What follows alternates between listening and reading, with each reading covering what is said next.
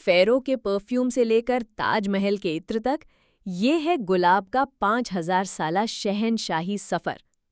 ये सिर्फ एक फूल नहीं, ये मोहब्बत, ताकत और तहजीब की अलामत है। इसकी कहानी इंसानी तारीख की कहानी है। तो चलिए वक्त में पीछे चलते हैं और इस फूल के सफ़र को देखते हैं, जो मिस्र की धरती से शुरू हुआ। कदीम मिस्र में गुलाब को आइसिस यानी देवी माँ से जोड़ा जाता था। ये पाकीज़गी और जादू की अलामत था। मलका क्लियोपैट्रा गुलाब की दीवानी थी। वो इसे अपनी खूबसूरती और सियासी मकासद के लिए इस्तेमाल करती थी। कहा जाता है कि जब वो रोमन जनरल मार्क एंटोनी से मिलती तो अपने कमरे को घुटनों तक गुलाब की पत्तियों से भर देती थी। सफ़र जारी रहा और गुलाब रोम पहुंचा। यहाँ इसका इस्तेमाल बिल्कुल बदल गया। रोमन लोग गुलाब को शान और शौकत और फजूल खर्ची के लिए इस्तेमाल करते थे। बड़ी बड़ी दावतों में मेहमानों पर छत से गुलाब की पत्तियां बरसाई जाती थी। उनके फव्वारों से पानी के बजाय अर्क गुलाब बहता था। ये ताकत और दौलत की नुमाइश थी। रोम के ज़वाल के बाद यूरोप में गुलाब का जुनून कुछ अरसे के लिए थम सा गया, लेकिन इस्लाम के सुनहरे दौर में इसकी खुशबू एक नए उरूज पर पहुंची, खासकर ईरान में। फारसी शायरी में गुलाब और बुलबुल की कहानियां इश्क हकीकी का सिंबल बन गई। यहाँ पर ही डिस्टिलेशन की टेक्निक को बेहतर बनाया गया। अर्क गुलाब और इत्र गुलाब की पैदाइश हुई। ये सिर्फ खुशबू नहीं थी, ये दवा थी, जायका था और रूहानियत का हिस्सा थी।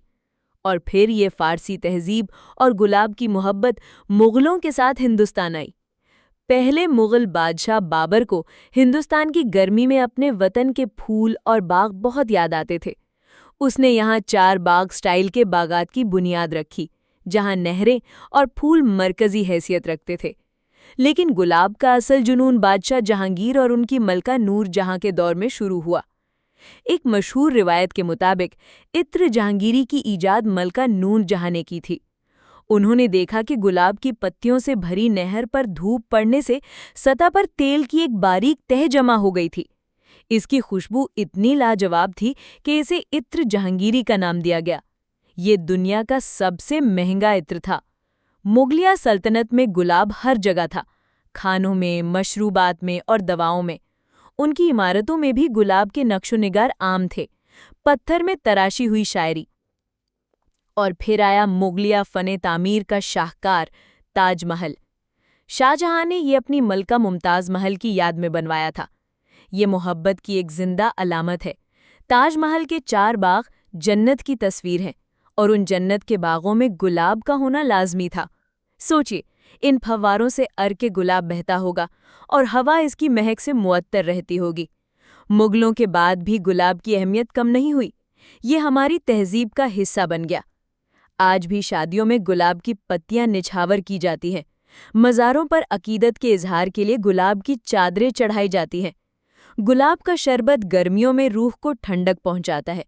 गुलकंद आज भी सेहत के लिए मुफीद समझा जाता है। और अर्क गुलाब स्किन केयर का एक लाजमी जुज़ है। इसका सफ़र मिस्र की मिट्टी से शुरू हुआ, रोम की शानो शौकत से गुजरा, ईरान की शायरी में ढला और मुगलों के हाथों हिंदुस्तान में जन्नत की निशानी बना।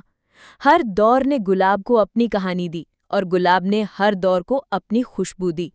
ये फूल हमें बताता है कि खूबसूरती वक्त और सरहदों की मोहताज नहीं होती। ये एक जिंदा तारीख है जो आज भी हमारे बागों में, हमारे घरों में महक रही है। आपके लिए गुलाब का क्या मतलब है? मोहब्बत, अकीदत या बचपन की कोई याद? अपनी कहानियां हमारे साथ नीचे कमेंट्स में ज़रूर शेयर करें। हमें उम्मीद है कि आपको गुलाब का ये शहनशाही सफ़र पसंद आया होगा। ये दास्तान है इस बात की कि कैसे एक फूल पूरी दुनिया की तहजीबों को आपस में जोड़ सकता है। इस अनोखी कहानी को अपने दोस्तों और फैमिली के साथ ज़रूर शेयर करें। अगर आपको ये वीडियो पसंद आई हो तो लाइक के बटन को ज़रूर दबाएं।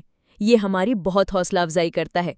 तारीख और तहजीब से जुड़ी ऐसी ही मज़ीद वीडियोस देखने के लिए हमारे चैनल को सब्सक्राइब करें और बेल आइकन को दबाना न भूलें, ताकि हमारी हर नई कहानी सबसे पहले आप तक पहुंचे।